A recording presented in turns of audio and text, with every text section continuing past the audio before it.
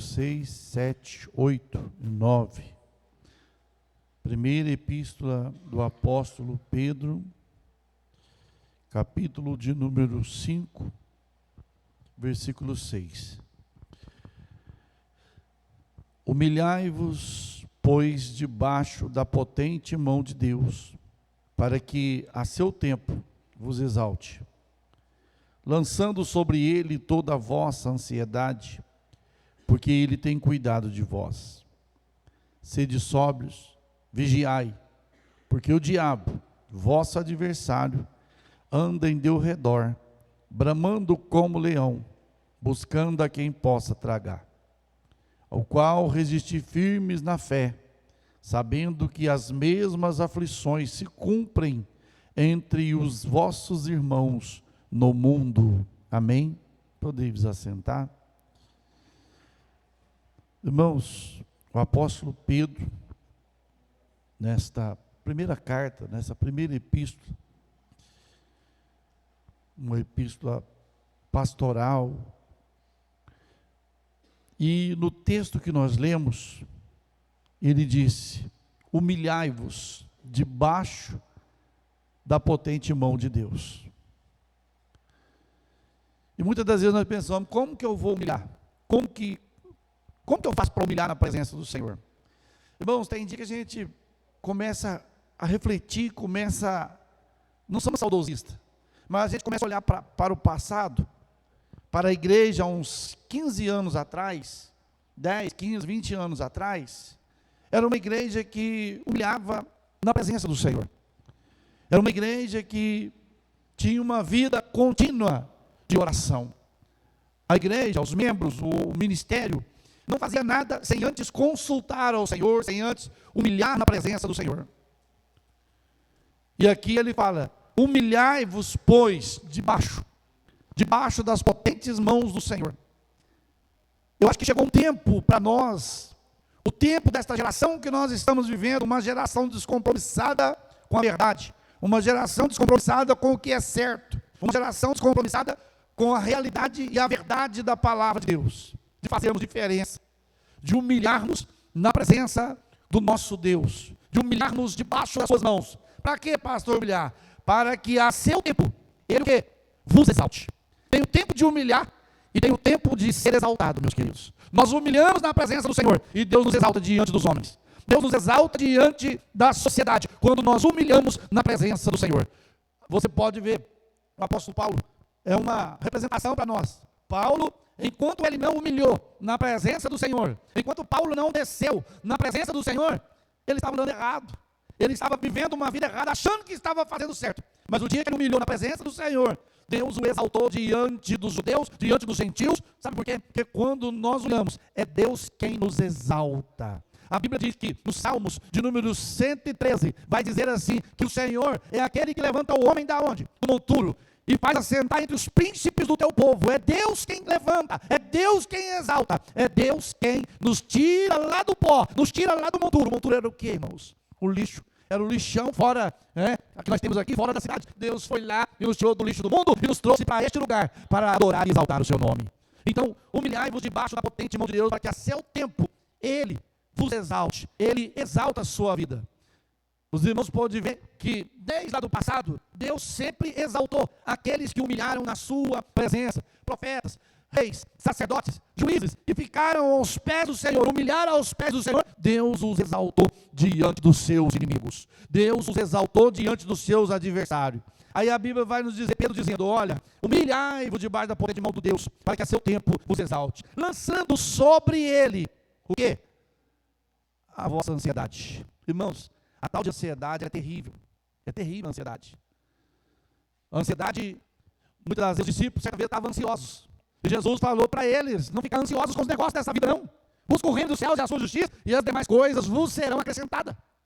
A ansiedade é quando nós queremos algo e não alcançamos. Tem gente que fica doente, tem gente que fica depressivo, tem gente que entra para o quarto e ali fica porque não conseguiu alcançar o que desejou ou o que almejou. Então a pessoa fica ansiosa. Você já notou quando a gente vai fazer uma viagem a primeira vez, a pessoa diz: nossa, está chegando. Quando chega no dia, a viagem vai ser amanhã 3 horas da noite, você não dorme. De medo de perder a hora, medo de perder a condição, se for viajar de ônibus ou de avião, a pessoa já fica ansiosa. Nossa Deus, né? Meu Deus, o que é que eu faço? Ansiedade. Aí, a ansiedade, sabe o que a ansiedade faz com a gente? Ela antecipa os fatos. As coisas nem aconteceu ainda, nós estamos trazendo para a gente que já está acontecendo, a luta, a dificuldade, o problema, a gente traz tudo para a gente. Aí o Senhor diz, lançando sobre Ele toda a vossa ansiedade, porque Ele tem cuidado de vocês, Ele tem cuidado de vós, é Deus que cuida de nós, irmãos. Os discípulos, às vezes, estavam um pouco preocupados, né? Quando eles falaram, Senhor, é o seguinte, olha, nós deixamos tudo, nós largamos de pescar, nossa renda acabou, e nós vamos te seguir, o que nós vamos ganhar com isso? O que nós vamos ter, que nós vamos receber do Senhor se nós abandonamos tudo, abandonamos o serviço, abandonamos o emprego? Nós tínhamos a pesca, e agora nós somos pescadores de homem, o que eu vou ganhar? O que nós vamos ganhar com isso? E qual foi a resposta de Jesus? Olha, preocupa não, vocês vão ganhar 100 vezes mais aqui, vocês vão ser abençoados aqui, e depois no porvir a vida eterna. A vida eterna, ou seja, vocês trabalham para mim, faz a minha vontade, executa o que eu coloquei na mão de vocês para fazer, que vocês vão ser 100 vezes mais abençoados aqui, e depois na eternidade, vocês vão ter a vida eterna, descanso eterno ao lado do Senhor. Então nós temos que lutar, irmãos. Olha, até hoje mesmo, tem hora que eu fico, às vezes quando nós vamos para Uberlândia, a gente acorda umas 5 vezes na madrugada, chega a hora, nossa, é a hora, aí 1h da manhã. É ansiedade para essas coisas. Então, Pedro, ele fala, olha, lançando sobre ele toda a vossa ansiedade, que ele tem cuidado de vós. Irmãos, é Deus que cuida de nós. O Salmo de número 37, versículo de número 25, o salmista vai dizer assim, olha aqui, eu fui moço, agora sou velho.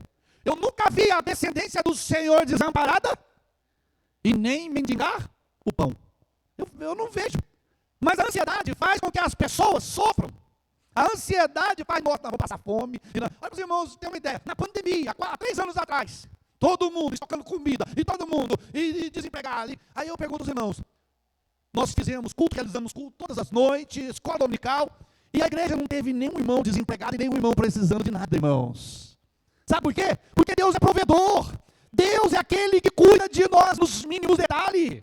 É Ele. E muitas das vezes nós ficamos afobados. Ai, meu Deus, como é que vai ser? As empresas estão fechando e está todo mundo sendo mandado embora. Tem uma empresa grande aí que vai mandar 140 mil agora esses dias embora, vai dispensar, vai parar de produzir carro, 140 mil empregados. Aí você fala, meu Deus, é ruim. Mas Deus está cuidando de você, irmão. Ninguém vai morrer de fome, ninguém vai morrer de sede, porque estamos debaixo das mãos de um Deus Todo-Poderoso. Eu fico pensando, o povo de Israel estava um tanto ansioso no deserto. Saiu do Egito, lá no Egito tinha pepino, lá no Egito tinha cebola, lá no Egito tinha alho, tinha comida, tinha alimento. Foi para o deserto, lá no deserto acabou a água, acabou a comida, e o povo começou a murmurar. Porque, irmão, a ansiedade faz a gente murmurar, irmãos. A ansiedade faz a gente murmurar, o povo começou a murmurar. Moisés, você nos tirou lá do Egito para vir morrer nesse deserto, não tem nem lugar para enterrar nós. Se nós morrer, não tem nem lugar para enterrar nós aqui, nós vamos ficar nessa areia aqui. Nós vamos ficar nessa areia. Olha, nós estamos com fome, nós estamos com sede. Aí Moisés, calma aí, gente. Falou com o Senhor. E lá no deserto, irmão, não tinha padaria. E não tinha copasa. Não tinha açaí. Mas tinha a mão de Deus. Tinha a mão de Deus. Por quê? Que Deus falou, Moisés? Não, fica na paz. Vai lá e fala a rocha. O povo quer água? Vai lá e fala a rocha. Moisés foi lá e falou a rocha da primeira vez, ou feriu a rocha. Deus já havia mandado ele falar, ele fere a rocha. Saiu água, vai, bebe, povo rebelde. Está aí, ó, vocês querem água, bebe. Aí faltou comida. Olha você ver. Deus mandou codornizes, Deus mandou maná do céu, para o povo alimentar, para o povo comer. E eu vou te dizer, irmão, não era 500 pessoas, 5 famílias, 10 famílias, não. Sabe quantos que era? Aproximadamente 3 milhões de judeus, 3 milhões de hebreus, comendo no deserto, sem plantar, sem furar poço, bebendo água sem furar poço. Providência do Senhor. Então nós temos que aprender uma coisa, por mais que nós passamos dificuldade aqui na terra, lança sobre o Senhor a sua ansiedade, porque Ele tem cuidado da sua vida, tem cuidado da sua família, tem cuidado dos seus filhos, tem cuidado do seu emprego, tem cuidado da sua saúde. Sabe por que eu falo? Eu deitei e dormi, porque o Senhor me fez o quê? Sustentou. O Senhor me deu sustento. Eu dormindo, descansei, e o Senhor me deu sustento. Então nessa noite, irmãos, eu não sei qual é a sua ansiedade. Eu sei da minha ansiedade, mas da sua eu não sei. Mas Deus sabe. E às vezes nós ficamos, fala para um, tem gente que fica, fala para um, pelo amor de Deus, fala para outro, fala para um, fala para outro, mas não fala para a pessoa certa. Para quem que nós temos que falar? Aqui manda, o apóstolo Pedro fala, lançando sobre ele quem? O Senhor. A vossa ansiedade não é lançar sobre o Santiago, sobre o pastor Lázaro, sobre o... Não, é lançando sobre ele o Senhor. O Senhor é o que pode resolver para mim. O Senhor é que tem solução para mim. O Senhor é o que pode fazer para mim. Eu lanço no Senhor agora a minha ansiedade. Ó, a minha ansiedade é isso. E você tem que contar para Deus, irmãos. Não, pastor, Deus já sabe. Lógico que Ele sabe, mas Ele quer ouvir da tua boca. Ele quer ouvir a confissão da tua boca. Senhor, olha, eu estou ansioso, o Senhor sabe. O Senhor conhece o meu coração, não tem jeito de esconder, porque o Senhor está em toda parte do lugar, os olhos do Senhor tudo vê. Eu estou ansioso por isso, por aquilo, tal. Você quer ver, você fica mais ansioso, irmão. É quando tem uma conta para pagar, o dinheiro não chega. Você fica doidinho na cabeça. Doidinho na cabeça. Mas o que eu faço? Lança sobre o Senhor, Senhor, estou nas tuas mãos, Senhor. Me ajuda. O Senhor é o meu recurso, o Senhor é a minha ajuda, o Senhor é quem me socorre. E eu estou lançando sobre o Senhor a minha ansiedade.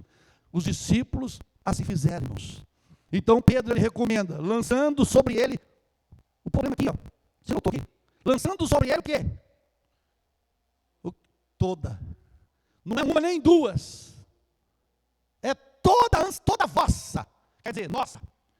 Toda a vossa ansiedade. Aí nós lançamos umas 3, 4, ficamos com as 5 na mão. E Deus diz, eu quero que você lança todas. Eu quero que você lança todas. Todas. E às vezes nós lançamos, mas aí Deus não responde na hora que nós queremos. Aí nós vamos lá e pegamos todo de novo. Ah não, Deus está demorando. Deus está demorando, Deus está tardando. Aí eu te pergunto, Deus tarda? Tem um hino que fala, né? Deus tarda, mas não falha. Mas não, é mentira aquele hino. Deus não tarda e Deus nem falha. Deus chega no tempo dele. Deus vai chegar no tempo dele, irmão. Não é no tempo do homem, não. Porque no seu tempo, qual é o seu tempo? Qual é o seu tempo? Ontem. Eu queria ontem, mas Deus não fez. Se o Senhor tivesse vindo aqui, o Lázaro não teria morrido. É ontem. Se o Senhor tivesse vindo na hora que nós pedimos, o Lázaro estava vivo. Mas o Senhor não veio. 4 dias, ele está lá no sepulcro, 4 dias. Já está em estado de decomposição. Então, mas Deus não chega na hora que nós queremos, irmãos. Esse dia eu peguei aqui, Deus não vai fazer do jeito que nós queremos. Deus não fez para Naamã do jeito que Naamã queria. Deus fez do jeito dele. Quer ser curado? Quero. Então mergulha 7 vezes. Não vou não. Então fica caleta. Fica com o problema.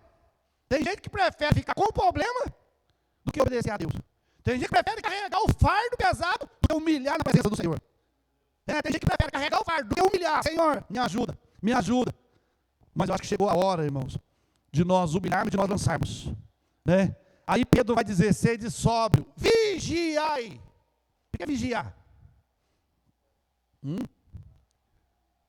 olho aberto e o outro fechado, né, irmãos? Vocês lembram da época do Neemias? Os que estavam ajudando Neemias a fazer o muro, a restaurar os muros, as portas da cidade de Jerusalém, o que eles faziam? Com uma mão, trabalhava na obra, e com a outra, segurava a espada. Vem para vocês verem que vocês morrem. Isso fala de quê? De vigilância. Eu estou trabalhando, eu estou vigiando. Não vem não, tem espada para todo mundo aqui. Vai rolar pescoço aqui. Então, vigiai. Aí Pedro vai dizer, vigiai, né? Vigiai, por quê? O diabo. Adversário de quem? Nosso, vosso adversário. Ele anda, deu redor. É deu redor? É isso aí?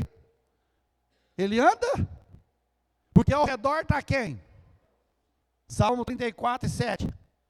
O anjo do Senhor acampa ao redor. E ao redor?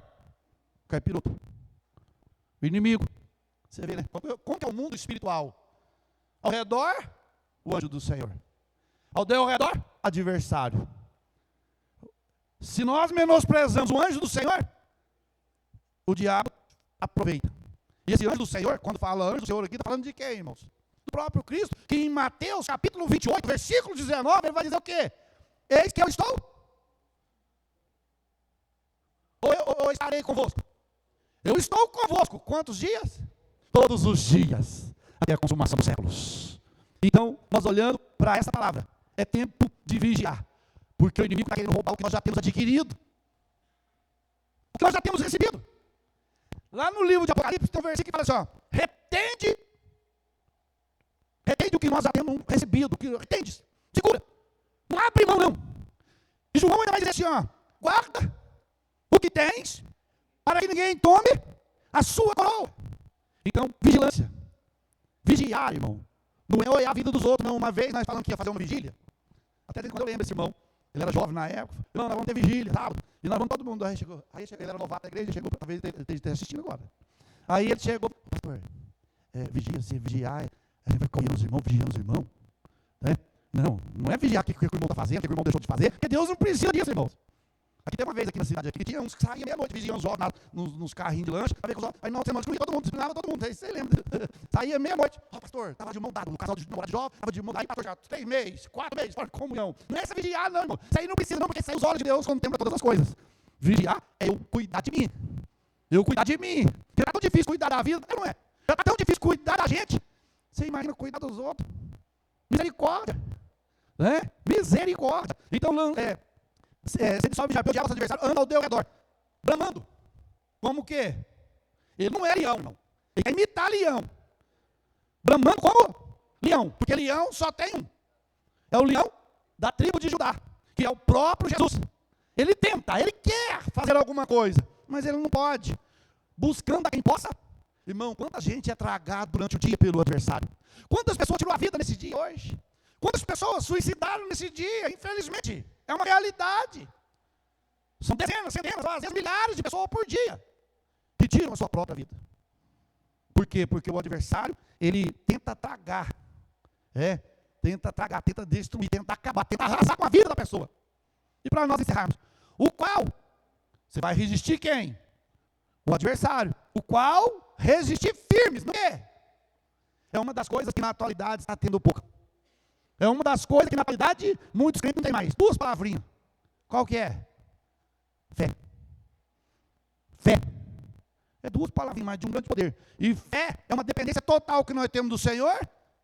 Fé é o firme fundamento das coisas que nós esperamos, mas nós não vemos. Eu nunca vi Jesus, você nunca viu. Quem já viu o céu? Quem já viu o céu? Quem já viu Jesus? Quem está esperando Jesus? Isso é fé. Você está esperando alguém que você nunca viu. Nunca viu. Mas sabe que ele vem. Porque quem prometeu é fiel para cumprir. Ele é fiel para cumprir. Então você vai resistir o inimigo firme na quê? Por isso que a gente vê, irmão, crente na igreja. O pastor Lázaro até falou que crente na igreja, irmão, está virando assim, está um caos. Tem o Pedro, Tiago, João da semana. Depois, no final de semana, tem domingueiro. Depois do domingueiro, ainda tem outro ainda. Qual? Ceieiro. Qual que é o ceieiro? Só vem na ceia. E tem outro, que não vem nem no domingo, nem na ceia, e nem hora nenhuma. Mas está sempre 6 horas por mim. 6 horas. Eu oro. Mas vai chegar a hora que não vai adiantar eu orar, não. Deus não vai atender. Deus vai ouvir, mas não vai responder. Por isso que muita gente está morrendo, irmãos. Para encerrar, a qual resistir firmes na... Agora, o que gera fé na sua vida? Assistir pregação nas redes sociais? Que, infelizmente, tem muito esgoto. Tem muita mistura, muita salada mista. Mas é ouvir o que é a palavra de Deus. A palavra de Deus. Se nós estamos aqui ensinando a palavra de Deus, a genuína, irmãos. Já tem aqueles que não gostam. Eu queria tanto, aquela que parece que é boa, mas lá só prega. Ela só prega a Bíblia. Ela só fica falando de Bíblia. Eles não revela, eles não relampeiam, sapateia. Se Deus quiser fazer, Ele faz. Então, resistir firme na fé. Sabendo que as mesmas perseguições que o diabo faz comigo, tem gente que faz de vítima. Está tão difícil para mim. Nossa, a luta só ele que passa a luta. E aqui fala que essas mesmas aflições que eu passo, quem passa? Os nossos irmãos na onde? No mundo. Não é só no Brasil, não é só na América Latina, é na Ásia, é na Oceania, é na Europa, é no Oriente Médio, é para toda parte. Todos que servem ao Senhor passam aflição. E nós passamos a aflição louvando e glorificando o nome do Senhor. Então, irmãos, esse é o conselho do Senhor para nós nessa noite. Você pode vencer o inimigo com a fé. Mas aí a pessoa não vem para o culto, não ouve a palavra, não escuta a palavra e não consegue. Porque a palavra gera em nós fé. Você vem num culto e ouve uma palavra. Uai, se o Enéas foi curado daquela doença que ele estava há 8 anos, eu também posso ser curado. Gerou fé em você, você ouviu a pregação. Uai, Se Deus curou a mulher do fluxo de sangue, eu também vou ser curado, porque você ouviu a palavra. Agora, se você não ouvir, você vai ficar um crente raquítico, né? Neutralizado, apagado, frio, gelado, até morto. Espiritual. Mas é ódio.